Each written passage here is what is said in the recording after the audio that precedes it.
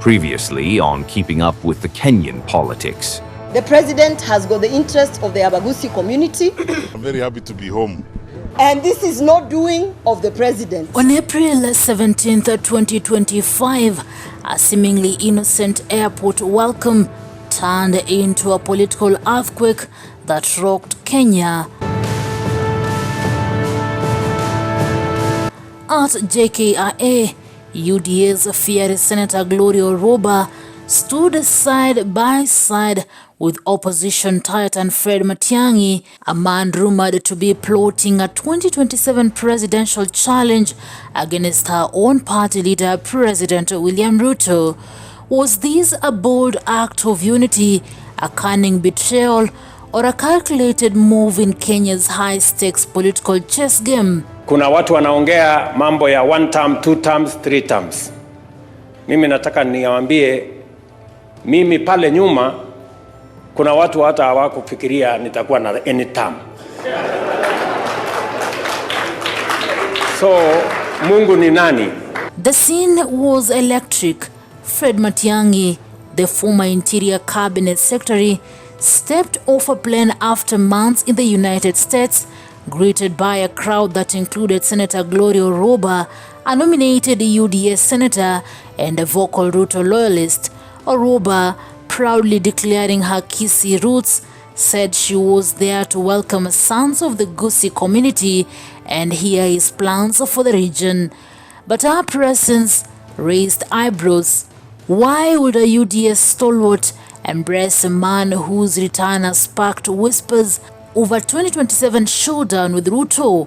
Kenyans took to X and the reactions were explosive. Some called her a traitor, accusing her of being Ruto's spy sent to infiltrate Matiangi's camp.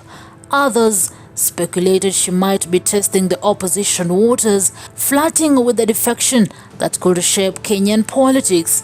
The Gusii community, a key voting bloc, watched closely, torn between pride and suspicion. I am representing a gentleman who's not here with us, and his name is Fred Matiang'i. Let's rewind. Gloria Orwoba, a rising star in UDA, has been a fierce defender of President Ruto's policies, from tax reforms to economic transformation. Her loyalty to the hustler narrative has earned her a nominated Senate seat and a loyal following. I will say this by saying, the president is attacking our community. the one thing We cannot allow that. No. But Ruto's presidency has faced turbulent waters. Deadly protest in 2024, sparked by tax hikes, left over 60 dead, and Ruto's approval rating battered. We in Jubilee are ready to seize power. We were there before. Now we will have an activity in the coming days. And like we have said before, we have our presidential candidate. You know, a person akisema tunaenda. Hiyo tu. That is why Matiang'i seems to be doing better. Even the polls that are being done informally, he seems to be doing better than many others. And we are happy that we are associated with him as a party. Gen Z-led movements demanded accountability, and opposition figures like Matiang'i began cycling, sensing weakness. Matiang'i, a disciplined technocrat with a reputation for competence, is seen as a formidable threat. His return has fueled speculation over 2027 presidential bid, possibly backed by opposition coalitions like Azimio. Every Kenyan wants to hear Matiang'i saying that he's running. So I also expect him to say that he is running.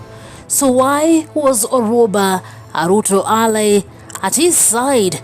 Some Kenyans on X screamed mall, suggesting Ruto sent her to gather intel on Matiangi's plan.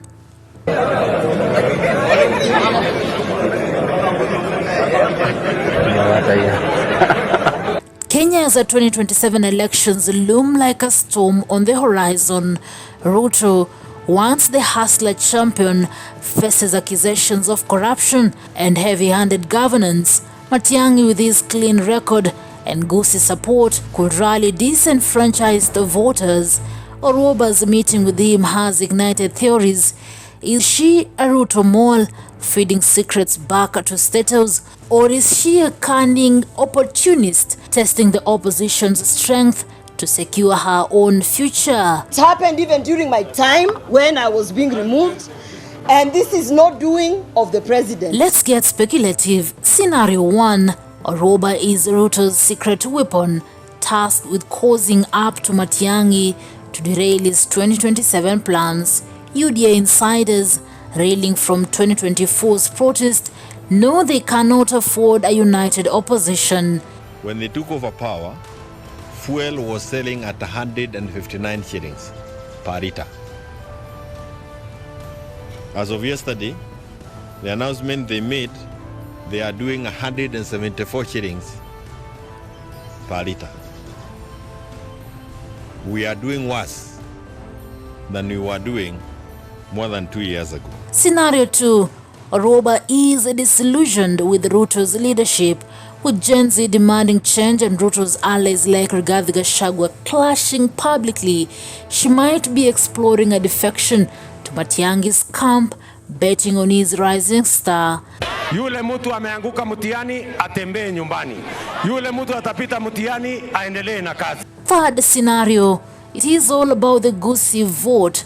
Orwoba, akisi herself, could be positioning herself as a regional kingmaker, loyal to her community over any party. The president has got the interest of the Abagusi community, but we urge him to come forward and stop this because our community is actually being targeted. Kenyan politics is a game of shifting alliances. As Ruto battles a restless youth and a fractured base, Matiangi's return signals a new chapter. All of you, and I'm very happy to be home. Asante sana, tuombe Mungu atusaidie tukipata kupumzika kidogo, alafu tutapata nafasi ya kuongea sisi wote pamoja. Si namna hiyo? Asante sana na Mungu awabariki. Orwoba's role, loyalist, mole or defector, remains a delicious mystery. Will she betray Ruto, join Matiangi, or outmaneuver them both? Only time will tell. What do you think? Is Gloria Orwoba a master strategist or a political chameleon? Drop your thoughts in the comments, hit that like button, and subscribe for more sizzling Kenyan political dramas. Newsroom, Maisha TV, Reader, Karing Chebet.